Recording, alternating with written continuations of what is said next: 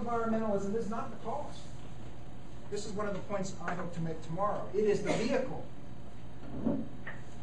They've become the tool or the useful idiots of an anti-American movement that has metastasized and is usurping the congressional authorities. Yeah. See, this plan is going from the UN to the President's Council on Sustainability to the ICLEI. The ICLEI promulgated through the American Planning Association. The American Planning Association sent it down to state planning departments and sent it down to us. Where's Congress?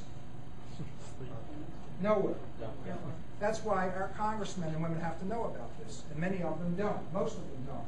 This is a clear and present danger. As a matter of fact, it is anti-American, anti-capitalist, and anti-constitutional.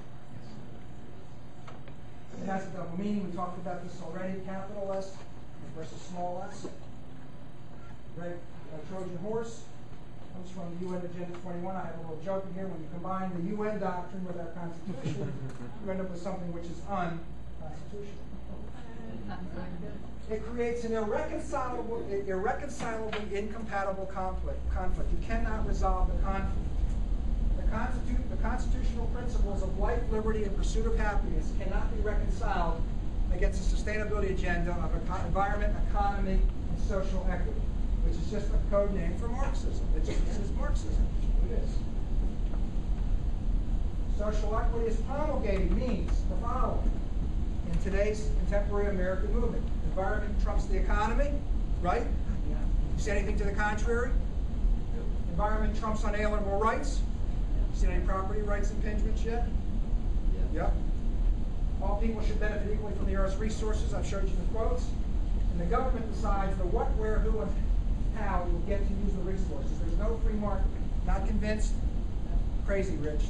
You're crazy, Rich. Not enough here. Okay.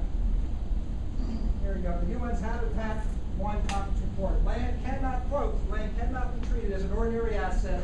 It's controlled by individuals and subject to the pressures and inefficiencies of the free market. Private land ownership is also a principal instrument of accumulation and concentration of wealth, and therefore contributes to social injustice. Quote, unquote. These are our good friends in the United Nations. Here we go. My new slide. Did I cover this already? Yeah. I just got this today. Get you in a second. Again, here's a professor of law acknowledging in the very title that sustainability requires a new theory of property rights. People are attacking me in the paper saying I'm crazy. Rich thinks that property rights means he should be able to park a broken down car and let his grass grow 3 feet high. That's bunk. That's bunk. This is a legitimate intellectual debate we all need to have. And as a country going through constitutional processes, we decide to change our constitution and our sense of property rights, then so be it. But right now, they're doing an end run around us because our Congress is not really involved in this. Question over here? Yes. What about the positive of climate gates and your democracy now? I had dinner with her. It was an honor. I spoke with him. I was on a panel with him. I had dinner with him. And ClimateGate is real. And real simply, here's what ClimateGate is. I can give you a 30-second summary of ClimateGate. You look at the UN's, the IPCC's International Panel on Climate Control. Is that what it is? IPCC, on climate. And you look at the chart, it starts going up. It starts going up. And then, for years, this was done about 10 years ago, and then it shows a red line going like this for the years like 2002 through 2010. The problem is when you look at the actual data that's come out in the last 10 years, it goes like this. Temperatures are actually falling. And one scientist that was there arguing for climate, for global warming, even admitted, he says if that graph continues to go down, like it has been for the last 9 years, he'll admit that global warming concerns are unfounded. That's it. They suppress data that support their theories. So it's time to connect the dots. Agenda 21 promotes the three needs: environment, economy, and social equity, in order to what? To achieve reduced consumption, because these people have a flat earth mentality, we're going to run out of everything. Not true. The supplies become scarce, prices go up. As prices go up, new technology enables us new ways to get or duplicate or create alternatives, and new supplies become available. So social equity and preservation and restoration of biodiversity, capital S. Seeing is believing. You shouldn't take my word for any of this. I'm getting paid big bucks to come here. Oh, really? I read an article in the paper yesterday demanding my resignation in Carroll County because I've been using the county offices to book paid speaking engagements. I've never been paid for any one of my speaking engagements. I've been offered pay, and I've never accepted it because I knew my Democratic opponents would say it's a conflict of interest, so I never took it. And they're still saying it, even though I've never taken any money. Here we go. I showed you the Sustainable Communities Act. On the top right is the State of Washington Superintendent of Public Instruction, Environment, Economy, Social Equity. Bottom right, this is one of the large home stores. I'm not positive which one of the 2 or 3 it is. So this is one of the big home stores that we buy stuff for our homes at. And now the 3 E's, of course, appears in master plans and education throughout the United States. They're teaching this. Our original master plan that was in place at the time I took office, this was the vision. Carroll County sustains a balance between protection of its natural systems, environment, economic development, and social equity. I said, great. I thought I lived in a conservative county. We've got a Marxist vision for. We changed this. This is gone. We got rid of that. The master plans are now manifestos. They have become your local master plans, not necessarily yours, but all over the country. They've become the soft underbelly of our constitutional freedoms. They're being attacked.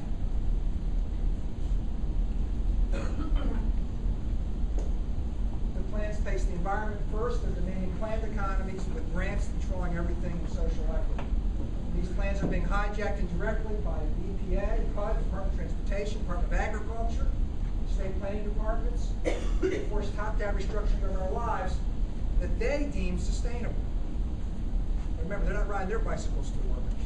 They come out to give their presentations. I guarantee you one thing, they're not bringing their bicycles out here to Cecil County. But the real issue is freedom of choice is being eliminated. That's the real issue. Freedom of choice is being eliminated. I showed you this quote already, Marie Strong, Full Lifestyles. You've seen that one already. Now, still not convinced? Don't take my word for it. Thomas Jefferson would roll over in his grave, PCC, when an organization near Charlottesville put together. It was called T.J. Spare. Thomas Jefferson's sustainability study to preserve and assess the regional environment. Then we have Plan Maryland and the Master Water Control Plan. I'm going to show you what's in T.J. Spare, some exact quotes from this sustainability document. They won $1 million HUD grant to plan a sustainable community, and this is part of the submission package that HUD really liked. Helped them win the grant. The diversity and the inherent dignity and worth of all living beings are fully appreciated, and societal benefits and costs are equally shared by all citizens. Quote, to create conditions that promote a healthy balance of wealth, power, and privilege to be measured by the gap between incomes of the rich and poor, and by the extent to which community leadership, elected and appointed, reflects the region's overall diversity. What's this have to do with the environment? Nothing. I hear you say it. Nothing. Power. That's exactly right. It has nothing to do with the environment. Nothing at all. That's why I'm angry when I talk about it. To maintain a population composition that does not reduce the sustainability of the region. This is real interesting. It doesn't say to reduce the population. It says we maintain a population composition. How are they going to do that? Sorry, got one too many middle-aged women. You're going to have to leave. To be measured by the distribution of population according to age, race, ethnicity, income, personal wealth, education, employment status. What do you think, Terry? It's pretty scary, isn't it? Pretty scary stuff. This is real. Let me keep going. I'm almost done. Here's one of the opening statements in Plan Maryland. It's not in the first chapter, but I want you to know what the state is telling us, what they're telling us. Now, and before I read this, my interpretation of this is meant to set the stage for their new way of thinking. I argue it's a wholesale dismissal of everything we cherish as Americans. Quote, the values to which people cling most stubbornly under inappropriate conditions are those values that were previously the source of their greatest triumphs over adversity. Remember your Bibles and guns, ladies and gentlemen. Yeah. Now, they're going to say they don't mean it this way, but that's how I choose to interpret it. It's a dismissal of American traditional values. Yep. This is in the Plan Maryland draft right now. Here's my favorite one, Plan Maryland Soviet style. This is a quote out of Plan Maryland. Quote, oversight management of Plan Maryland's implementation will occur under the auspices of the Smart Growth Subcabinet and its coordinating committee, with advice from the Sustainable Growth Commission to be handled through a Smart Growth Plan Maryland working group, which will consist of a subset of subcabinet committee members assisted by a broad interdisciplinary team of professionals drawn from the state agencies. That's the Soviet I Union. feel real good. That's how the Soviet Union was done. Essentially, y'all feel better now. We have all these people taking care of our plan for us. The commissioners here should feel real good. They're going to support this because they got a team in place to help them. At every level. You know what the best thing is? You got to go from her son, that's proud though. Armed revolt, how do you refute it if you can't come to trust? Have your attention. Have your attention, please. We're going to get wrapped up so we have questions and answers here. We're doing pretty good. We only have 45 minutes. Well, I can wait if you want. Okay, let me get done. It's almost done. And this is what our congressman is going to say. Plan Maryland, again, however, in the absence of a set of policies and strategies for containing development and prioritizing the highest and best use of all land in the state. They're going to prioritize the highest for all land in the state. You don't know why? Because they think they own it all. That's right. They think they own it all. This is disgraceful. This is disgraceful. Because they have no right to tell you what the highest and best uses of land that you already own and you're doing. They have no right to rezone it against your will. And either they're going to point to a bunch of crappy Supreme Court decisions, but this is disgraceful, and this is what's in the plan. And there's no reason to believe that market forces alone will produce development that is smart. Does that, remember the Agenda 21 stuff? Yeah. Doesn't this sound exactly like that? Yeah. Just a coincidence, though. Just a coincidence. But they know better. You know that. But, you know, they're going to simplify it a little bit here. Sustainable Growth Commission, this is Plan Maryland, will advise on the content and preparation of the state development plan, the state transportation plan, and the state housing plan. Let's hear it from the state. Is there anything left? Is there anything left? Well, actually, you're wrong. There's plenty left, and they got that too. Page 4-59, Plan Maryland. Functional strategy for production, distribution, and consumption of food, water, and energy is in the Plan Maryland document. Are you aware of this? Page 4-59.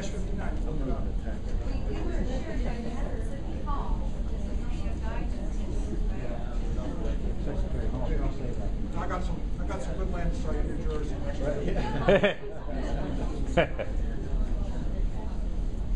I'll comment on the bottom. If I comment on the bottom, so you understand your four commissioners are going to be in a bind, just like I'm going to be in a bind. Resistance is futile. They'll cut our funding.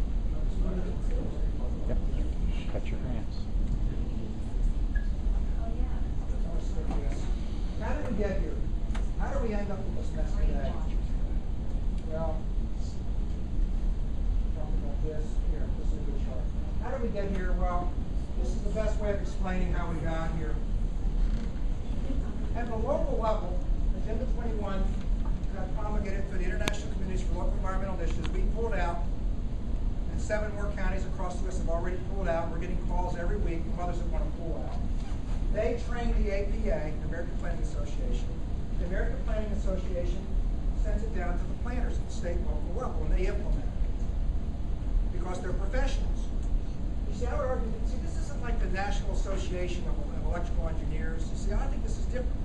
See, I think this organization, it looks like it's a professional organization, but I would argue that this organization is taking on the appearance of a political advocacy organization because its chapters and sections in the American Planning Association talk about things like strategies for the homeless, strategy for food production, strategies for injecting community halfway houses in neighborhoods that don't want them.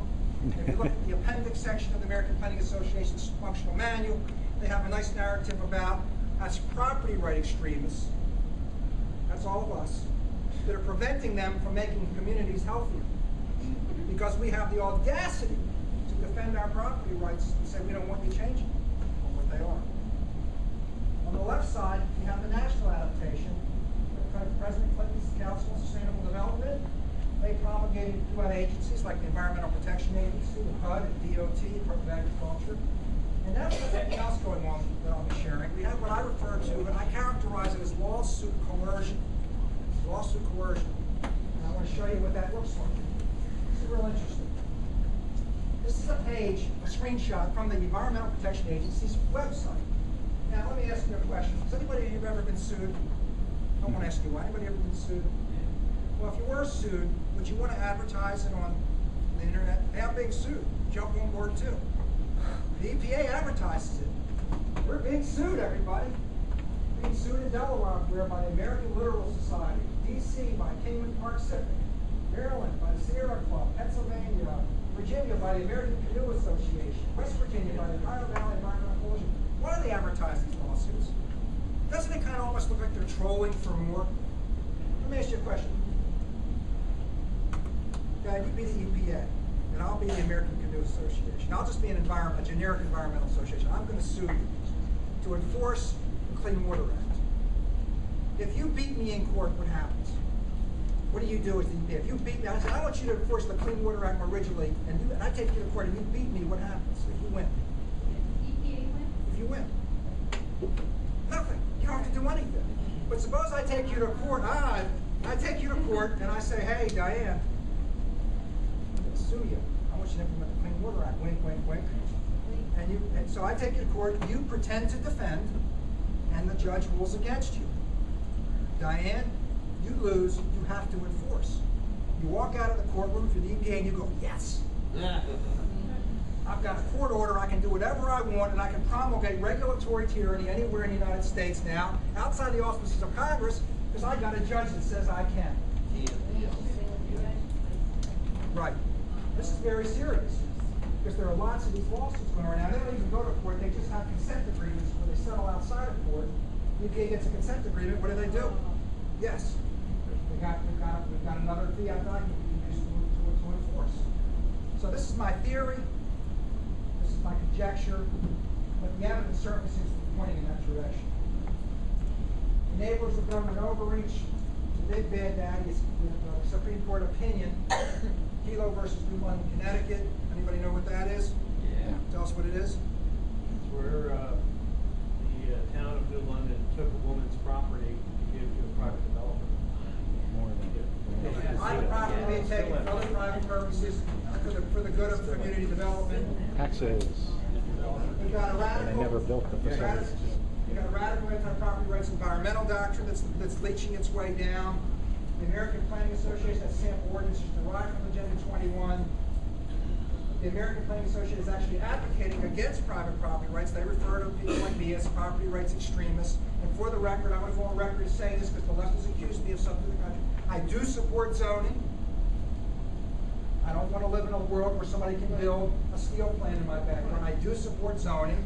And I do believe that all of us have a right to use our property responsibly and in a way that's environmentally responsible so we don't impinge on our neighbors' rights to be able to use their property. They try to dismiss me by saying I believe anything goes. Nothing could be further from the truth. I don't believe that at all. And the EPA has its, and HUD have their ideology derived from the ICL. Tools version we talked about already, except there's a new one. We got a new one. What passed on June the 9th? Executive order. Executive Order Order. 15373. Yeah. Rural Obama Council. now has a rural council. I was going to bring that up. It includes a lot of environmental groups like the Department of Defense. to assure that we have healthier and better communities. This is going to fix Where else? This is very scary stuff, ladies and gentlemen. This is not funny. This is very scary stuff. This is very dangerous stuff. How does it affect us? Municipal plans, urban development zones are being put in rural areas. Virginia's trying to set 21 urban development areas, which means we stop suburban sprawl by creating urban sprawl instead. It's arresting private property rights. There are the rest of more fields on the horizon. The government's going to get involved with the production, distribution, and consumption of food, water, and energy. That it's not too much of a leap to see that rationing is on its way. Control the means of production. Sodium green. I don't know. Could be a leak. What do I want? So I'm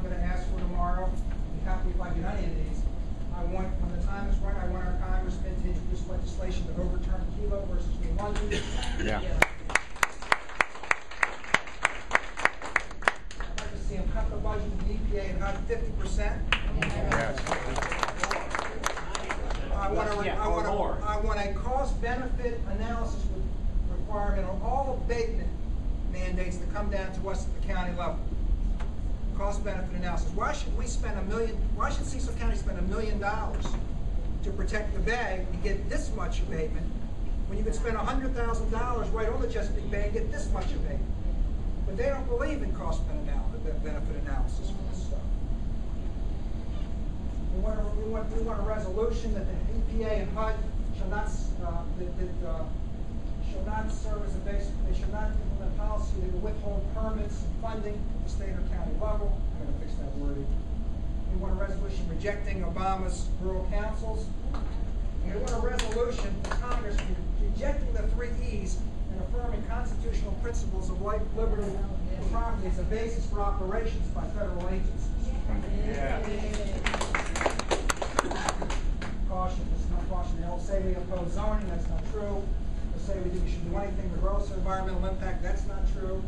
They will cry racist when we oppose government gerrymandering of our housing stock, that's not true. I'm sure everyone in this room has friends of all races, religions, and nationalities. They will say these concerns are a conspiracy theory, that's not true. The smoking guns are inarguable. We've got the smoking guns.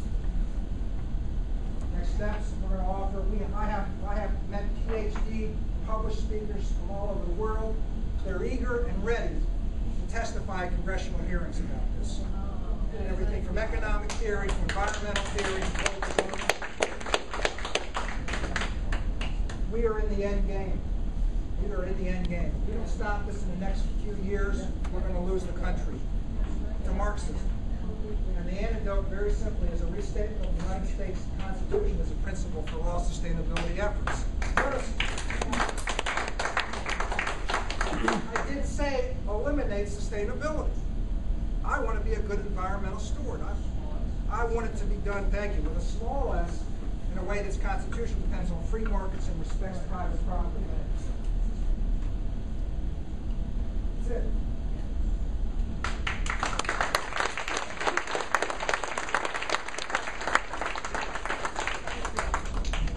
So what do I have this radical in here for? I think it's part of our encouragement that we sense. Take back our question. I want you to know something. This is very rewarding. Have your attention.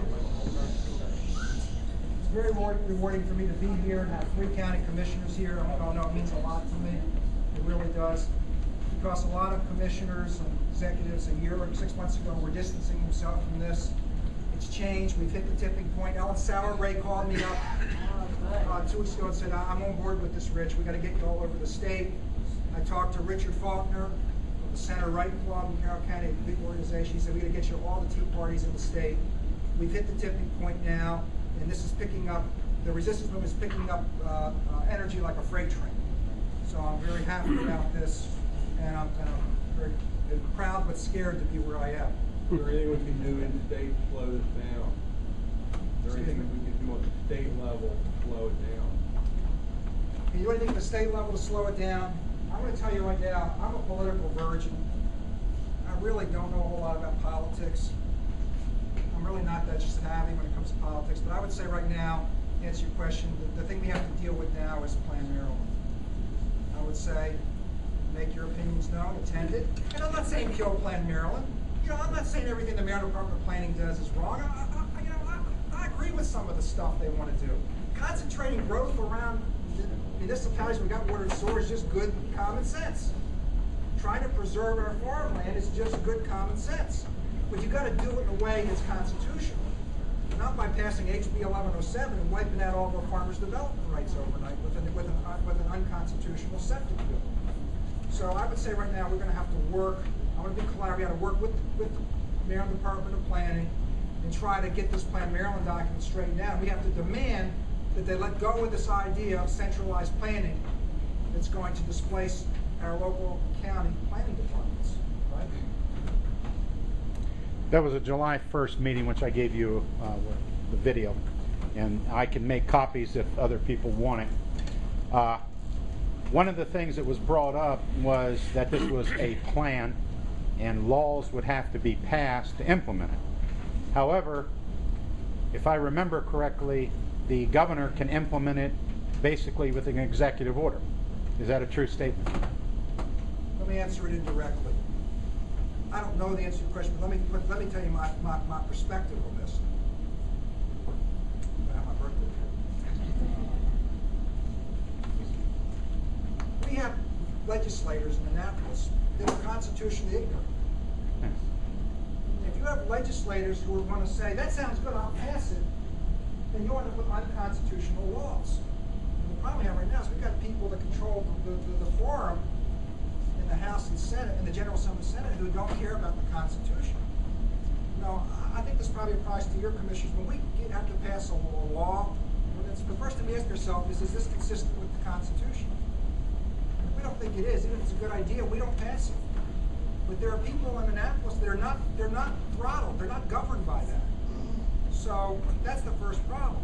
And the second problem is, to answer your question, I think what's happening across America right now is the federal agencies are just passing policies to implement this. And that's one reason I wanted to meet with Roscoe Bartlett and Steve King, because they need to understand that Congress is being bypassed. The agencies, whether it's the EPA, HUD, or the Maryland Department of Planning, they're just passing regulations.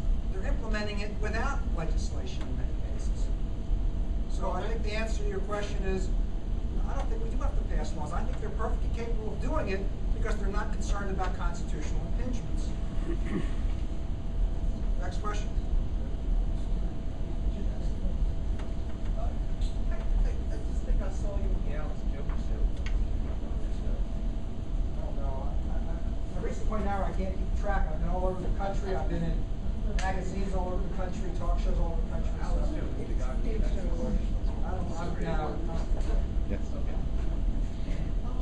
How can we, what kind of approach can we use to contact our congressmen and women on what is going on here? Like, if you call them up and you say, yeah, I'm concerned about Agenda 21, and then they say, I don't know what you're talking about, and then try to explain it, and I'm just a constituent, what do I know? Is there an educational way of presenting it to our congressmen and women so that they are aware of what is happening here?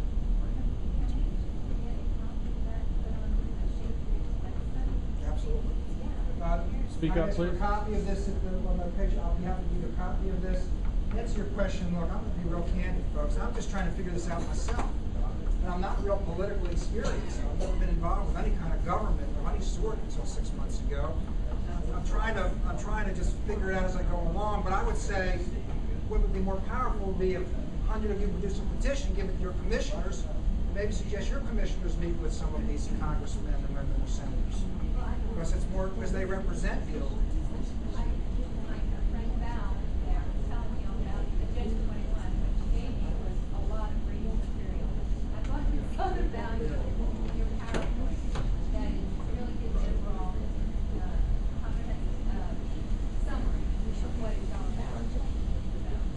I'll give you any materials I have. I don't sell anything I have. I take no money.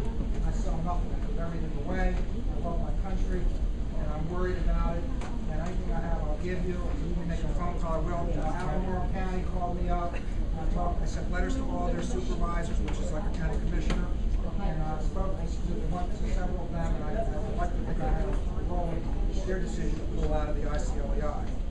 So we're just going to have to keep plugging away. As I figure out things, I'll communicate it to you. We'll be putting it on the, we're going to put it I'm on floundering the too. website. Are you in the ICLEI right now? All right. And the next thing that's on my target list is the APA. That's my next target. If you haven't seen an APA strategic plan, I should have it. I have it in my car. I can show you one. If you look at the APA manual, you won't be happy. As soon as I looked at the APA manual, my first call was down to our planning department. I said, do we belong to this organization? They said, we do. I don't want to. Okay. We're from Pennsylvania and it's already happening. Yeah, I've spoken in New York and Gettysburg already. Last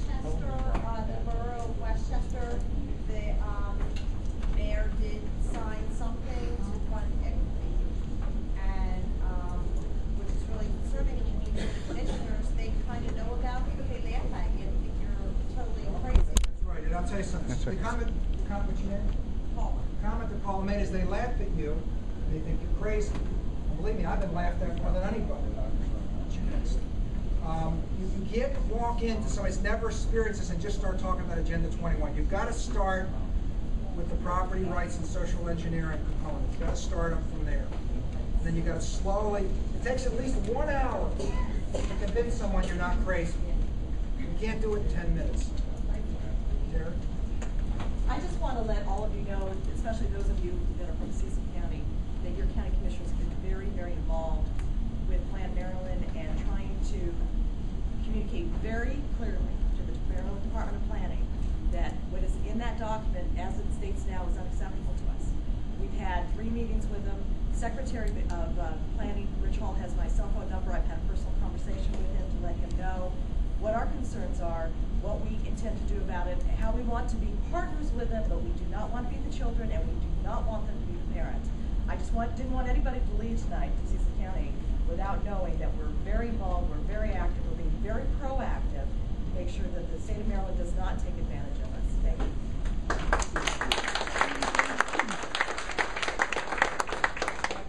And I want to thank you too, because I want to point. Don't take what the commissioner just said for granted. Let me tell you why you shouldn't take it for granted. One of the biggest problems I tell people I see when I speak all over the country is I see Republicans. You all Republicans? I see Republicans elected to office, and they talk about all their ideas, but then they get in office and they go to these meetings and they don't say anything. I would go to MACO meetings. Terry witnessed me there, so she'll tell you I'm telling the truth. And I would speak up and say, wait a minute, I say to the Maryland Department of Planning Commission, that's a violation of property. You can't do that. And nobody says anything to support me. And then after I'm done making an idiot of myself in front of everybody, 4 or 5 commissioners will come up afterwards and go, oh, I really agree with you, man. Well, what good is it to read me now? Why don't you stand up and say, so I tell people all over the country, if you're going to be a leader, you're going to own public office, stop worrying about whether you're going to get reelected or not. Don't worry about that. Speak up and speak out, or you're not part of the solution. And I'm proud to be here with folks who are speaking up and speaking out and fighting back. All 5 of you. So I'm going to applaud you. Thank you.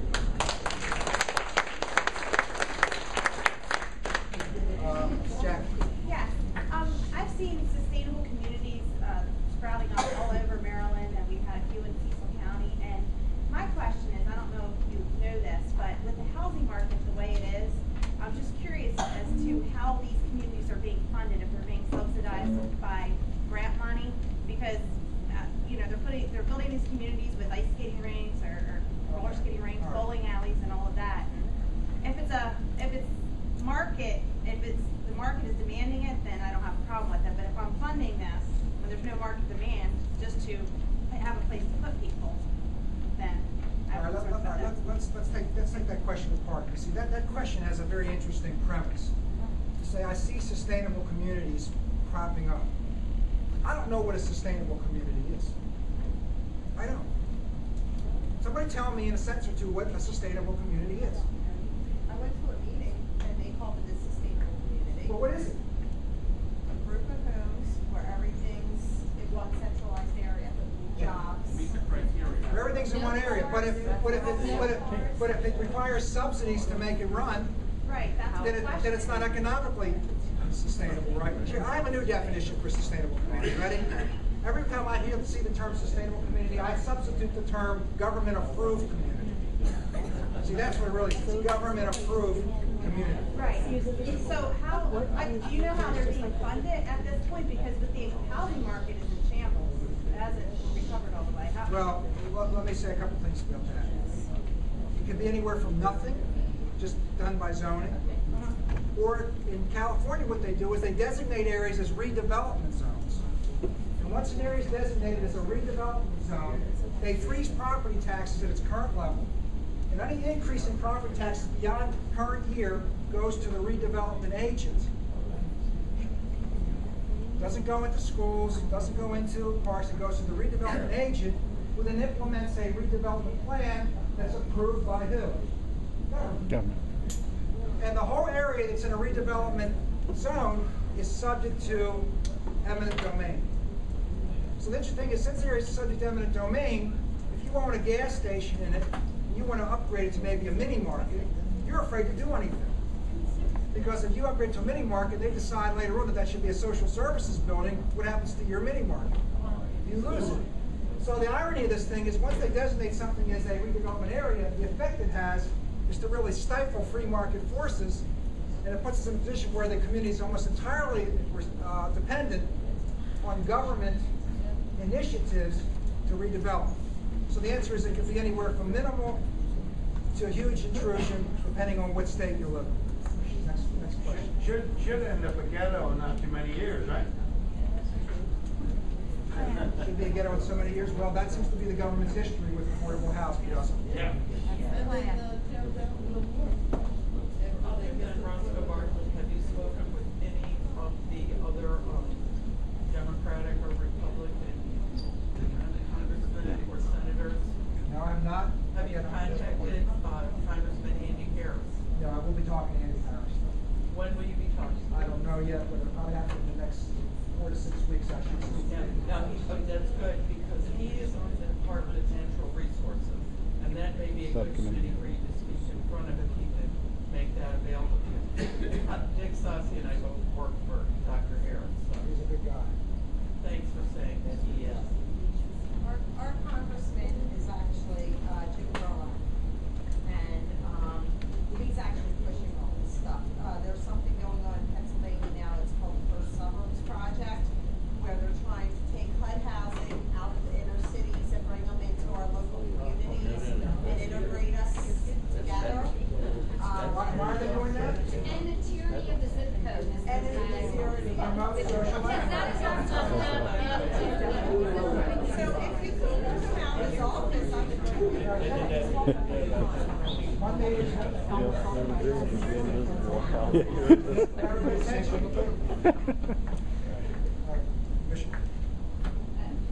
Jackie's gonna take it.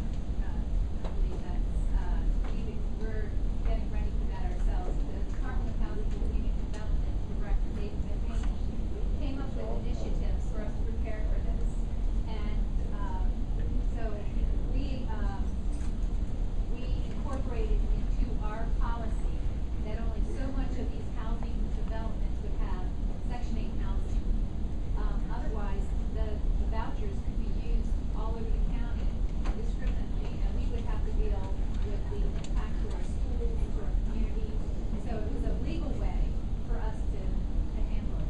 Be prepared for the inevitable claims of racists. Any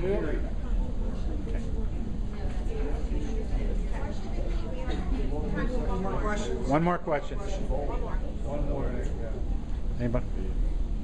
I was just wondering if there are any repercussions of funding, because we have one mind, but a lot of people will say, well, if it needs money, then go for it. And is that something that they can say that we'll lose money if we're not part of these plans? The question is, can federal or state governments withhold